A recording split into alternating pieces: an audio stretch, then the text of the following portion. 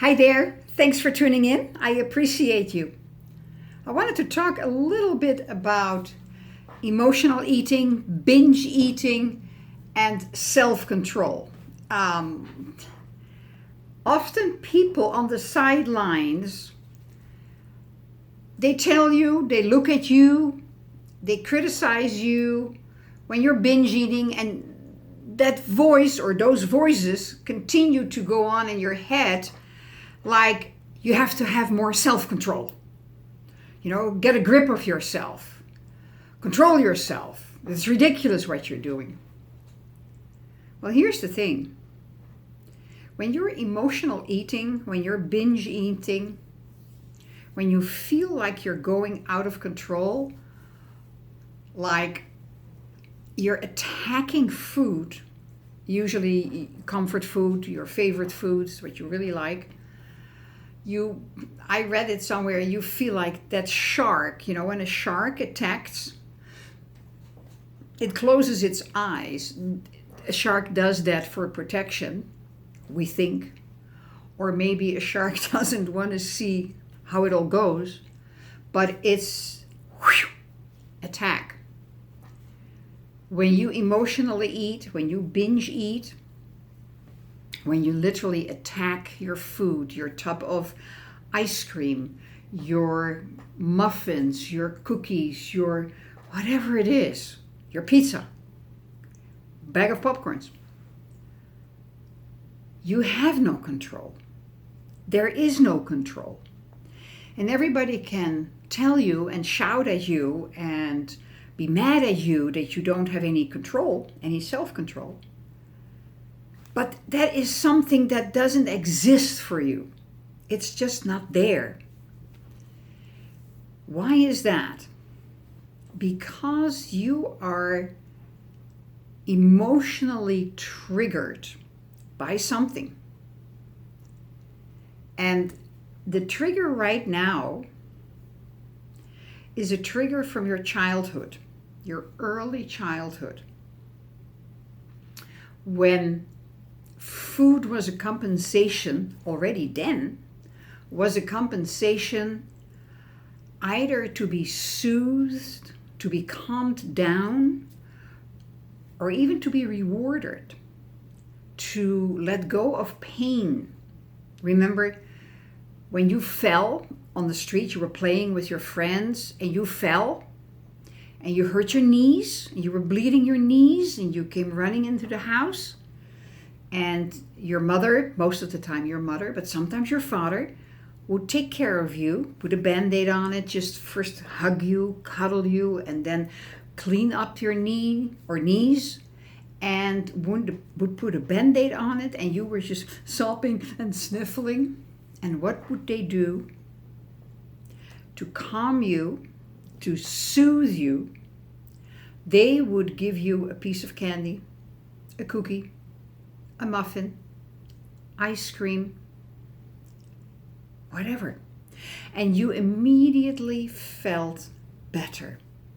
Why? Because you were distracted from the pain of the knee. The food caused all sorts of sensations within you, so you didn't feel the pain anymore. You forgot the incident. Your tears were gone. That's what food became for you. It became a consolation. It became a Band-Aid on the pain. So now you're an adult. And something triggers you because you have a whole lot, like we all have as adults, and that's our challenge, to understand that. We have a whole lot of childhood emotions that were not properly addressed, that were not properly dealt with, that were not really eliminated. A bad one, for instance, comes to mind right now, is when your parents divorce at a very young age and you feel as a child that it's your fault. And no matter what anybody says, it's your fault. Perhaps a couple of days before your parents tell you, or a week before or something, you did something, or you broke something, you dropped a cup, or whatever you did. And now you link that to the fact that your mother tells you that your father is leaving and not coming back, or whatever they tell you in a divorce, and you think, that's my mistake, I did it, that's my mistake. And no matter how they try to tell you that it's not your mistake, the child doesn't have logic. So that is stored in the memory of the child as my mistake. And what did your parents do? What did your mother do? What did your father do? Depending on the situation, what happened, who left, whatever. They pampered you with food. Because food, no matter how you toss it and turn it, is a soother. When you were a baby and you were crying, your mother would feed you, either breastfeed you or a bottle. You have taken that with you now in the adulthood, and something triggers you. Some feeling of inadequacy, somebody said something, or it's an ongoing process that you're stuck in and that you're not getting out of it. And it's just a little thing, something you read, something you see, somebody says something, or it's Friday night and everybody's going out and you want to go out, but you're not going out. You don't have a date, or you don't have girlfriends to go out with, or you feel that you're being judged way too much because you're overweight and you feel really ashamed of that. So that whole party event, that whole celebration event falls to pieces. And you're home, and there is the refrigerator with the ice cream, and there is the jar with the cookies or the muffins, or you just pick up the phone and order an extra large pizza because you know somehow you're gonna wharf it down. Hoping, expecting, and something in your head says that that's not gonna work, but you push that away, hoping that it will take away the pain, take away the sad feeling, take away the disappointment of the situation. And when you have worked yourself through the tub of ice cream, through the 5 muffins, through the extra large pizza, through the bag of popcorn and chips and all together, what happens then often is that you feel tremendous guilt that you did it. Tremendous guilt and shamed. And you feel even more sad.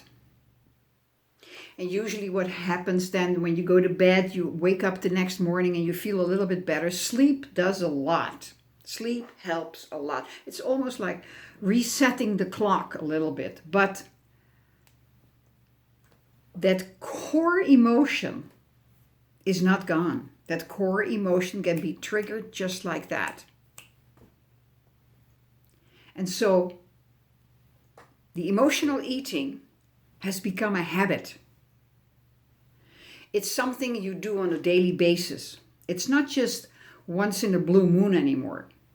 You made it a habit.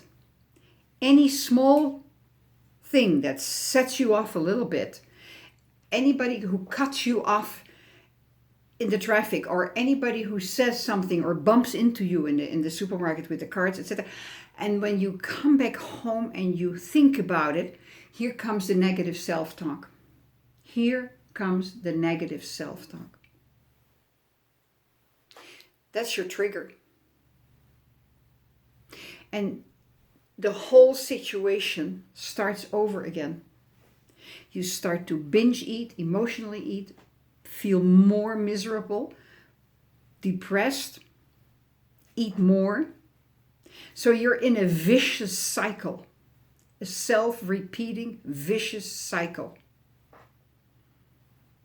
And what is my suggestion to grab a hold of this is becoming aware of what's going on. This is the most important thing you can do for yourself. Become aware what's going on.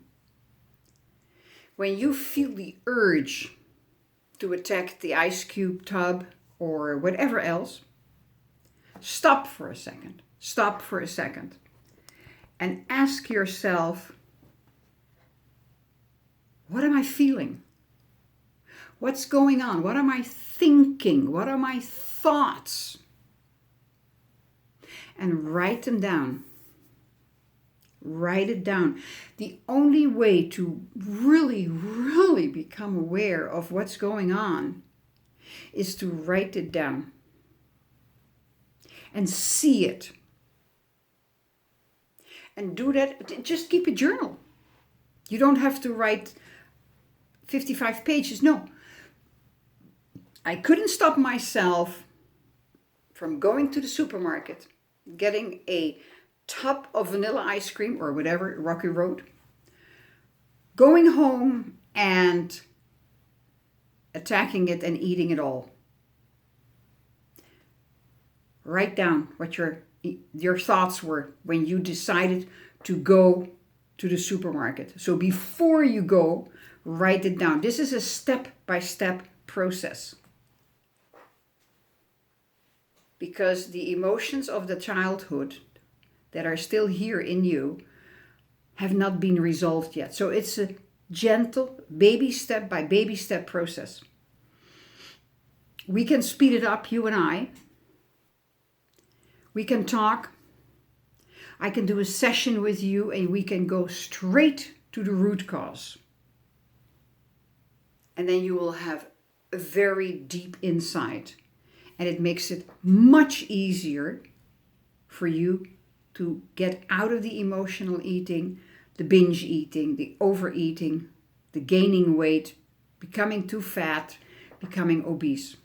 It's the process. But if you want to take baby steps now, observe yourself.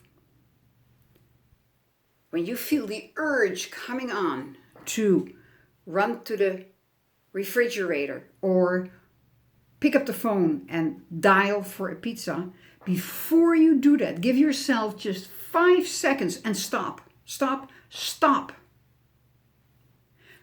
Get your piece of paper or get a little notebook from the dollar store and write down the date, the time, and the thoughts that are going on in your head at that very moment, and what you want to attack like a shark, like a hungry shark, because you're not hungry. You're not hungry. You just want to eat away emotions that are painful, and that thinking back of your early childhood, like the Band-Aid and the kisses and the cookies and the ice cream of your mom when you shaved your knee, that's that picture that comes back again, which you may have also translated later on when a boyfriend or girlfriend left you, said goodbye to you, said some nasty things and walked out of your life. What did you do? Ice cream, cookies, donuts, whatever, pizza. You see, that is that same childhood emotions. And trust me,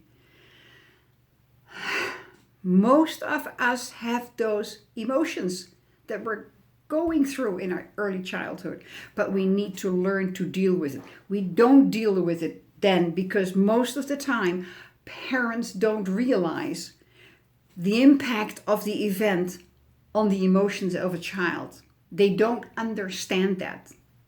Now, by me explaining it to you, hopefully you understand it more. And you can observe it and you can watch yourself, what's going on.